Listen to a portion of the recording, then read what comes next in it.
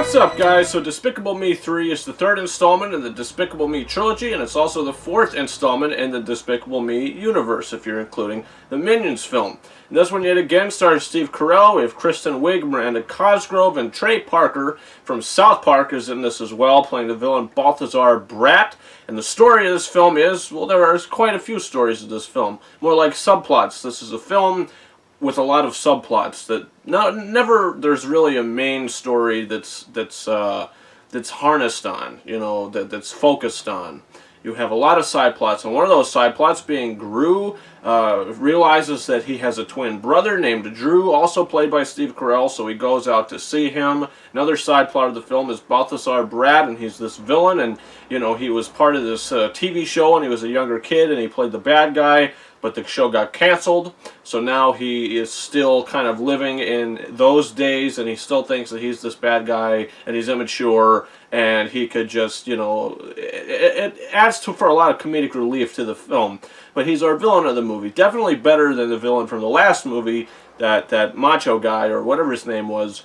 This time around, we have a better villain, with more comedic elements to him, and just a villain that we could actually latch on to, because the film starts out and we get to know about him. So we know about this character. We're not just like forced his, you know, information about him during exposition. We actually just get to see genuinely and organically, you know, what has happened to him. Another side plot of the film is one of the little girls is looking for a unicorn. So, you know, that is actually literally something that they actually dive into in this movie. She goes in search of a unicorn. And another side plot of the film is Kristen Wiig's character, Lucy. You know, she's the mother of these children now. She's married to Gru, and she, you know, wants to become a better mother, and she's working on that. And that's one of the best side plots of the film. And other than that, we have the Minions. They're on their own little thing that they're doing. And then that's what happens. We cut back and forth between all of these things, and then, you know, everything just kind of comes to a head at the end of the movie, and it wraps up. Now, Despicable Me 3, to me, is better than the second movie. Actually, I didn't really like the second movie. But with this film, I do think it's a big improvement over the second film, but I don't think it's as good as the first film, because the first film had its story, you know, from beginning to middle and end. You had a plot there with Gru being a villain, and he's you know, gets these little girls, and now he has to, you know, find something different within himself, and he turns into a better person. You know, that was kind of his arc through that movie. This film, no one really has an arc. It's just like a comedy sketch throughout. We cut to here, we cut to here, we cut to here, until finally the big scene at the end of the movie, and then it ends.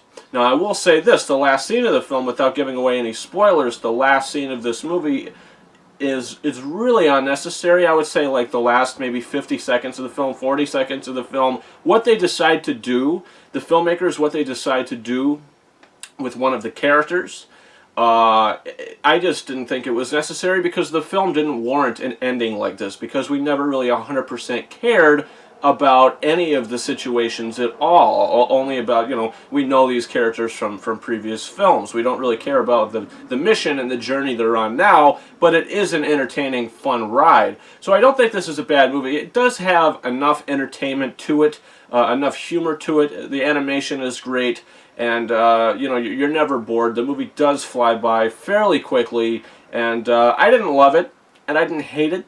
I thought it was an okay little film. If you want to take your family to see it, I think everyone will enjoy it, but this is no Inside Out.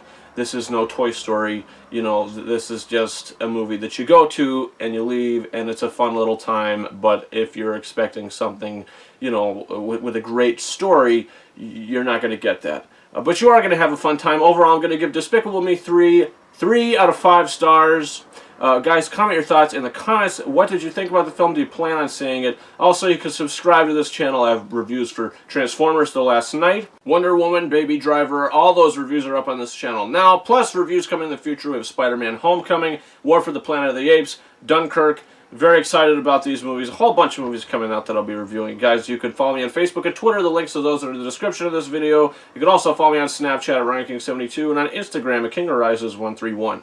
Guys, that's been it. Thank you very much for watching my review for Despicable Me 3. Over and out. I'm okay. What's the difference between